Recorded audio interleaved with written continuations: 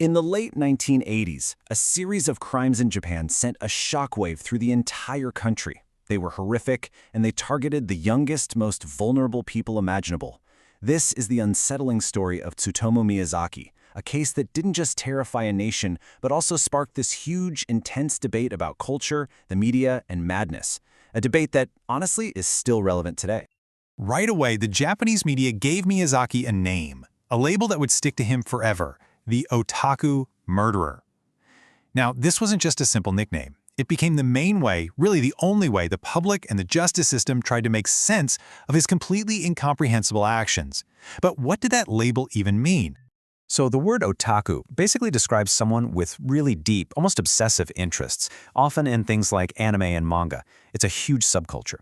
But in the shadow of Miyazaki's crimes, the term got twisted. It was immediately linked with being a social outcast, with a dangerous detachment from the real world. And this idea was really pushed by the experts at the time.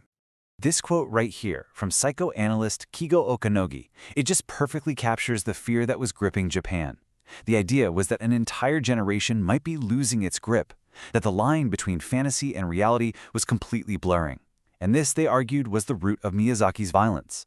But to really get the whole picture, we need to look at the man himself. So who was Tsutomu Miyazaki before he became this infamous figure? Well, his background tells a story of deep, deep isolation and what he saw as constant failure. A story that started long before any of the murders took place.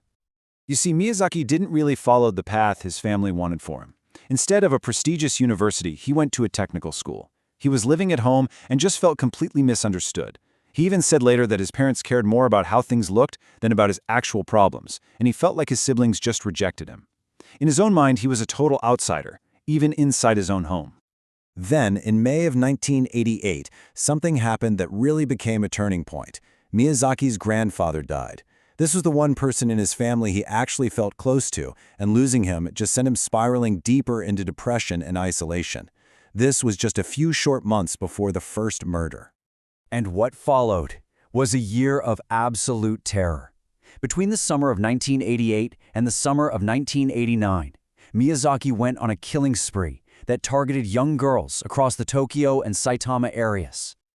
The number is just so chillingly simple. 4. 4 young lives were taken, 4 families were completely destroyed. The victims were Mari Kono, Masami Yoshizawa, Erika Namba, and Ayako Nomoto. All of them were between 4 and 7 years old.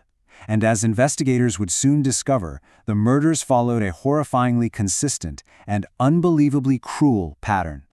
Miyazaki didn't just kill his victims. His actions were methodical, they were grotesque. It was a pattern of abduction, murder, and then post-mortem acts of mutilation. And then, in a final act of cruelty that's just impossible to comprehend, he would contact the families, sending them postcards and even parts of their own children's remains. He was finally arrested in July of 1989 after he tried to assault another young girl, and his capture led police to search his home, and what they found there, well, it would shape the entire story of this case from that point on. This is the detail that just stunned all of Japan. In his room, police found over 5,700 videotapes, and the collection was this deeply disturbing mix of anime, horror movies, and, shockingly, his own videos and photos of his victims. For the media, this was it. This was the smoking gun that proved their otaku murderer theory. The trial itself was bizarre. It dragged on for 7 years. Miyazaki would often just ramble nonsensically, and at one point he claimed an alter ego he called Ratman, a character he would actually draw in court, was the one who forced him to kill. This raised a huge question. Was he genuinely insane, or was this all an act? So, they brought in 3 different teams of psychiatrists to figure it out. The first 2 teams came to the same conclusion. He was suffering from a severe mental illness like schizophrenia, and under Japanese law, that could have meant he wasn't fully responsible. But a third team, they disagreed. They argued that, yeah, he had a personality disorder, but he was legally sane and absolutely responsible for what he did. In the end, the court sided with that third opinion. Miyazaki was found fully accountable for his actions and was sentenced to death. He was executed in 2008, but the verdict, it did almost nothing to end the debate over what really drove him to do what he did. And that brings us right back to the central, really controversial part of this whole story, the otaku murderer narrative. Was it an accurate diagnosis of a sick part of the culture, or was it just a convenient stereotype? So you really have two competing stories here. On one side, there's the popular media narrative. Miyazaki was a social misfit whose obsession with anime completely blurred the lines of reality, which led him to commit these monstrous acts. But on the other side, there's a much more critical view. It suggests this was a massive oversimplification, a way to scapegoat a subculture during a time of great social anxiety in Japan. I mean, listen to this quote from the critic Fumiya Ichihashi. He suggested that focusing on Miyazaki's otaku identity was actually a calculated strategy.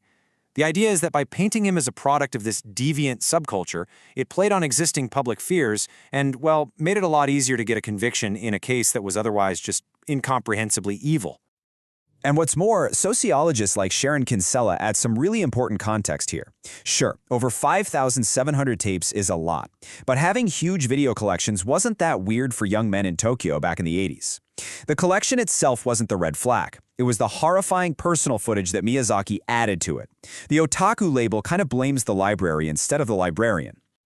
You know, in all this debate over culture and psychology, it's absolutely vital that we don't lose sight of the real heart of this tragedy. 4 little girls lost their lives. So let's just take a moment to remember them. Mari Kono, age 4, Masami Yoshizawa, age 7, Erika Namba, age 4, and Ayako Nomoto, age 5. The case of Tsutomu Miyazaki leaves us with a really difficult question. When we're faced with acts of such profound evil, it's human nature to search for a simple explanation. But this case forces us to ask, how much does a sensational media story, one that taps into all of our deepest fears about a changing world, end up shaping our very understanding of what justice even is?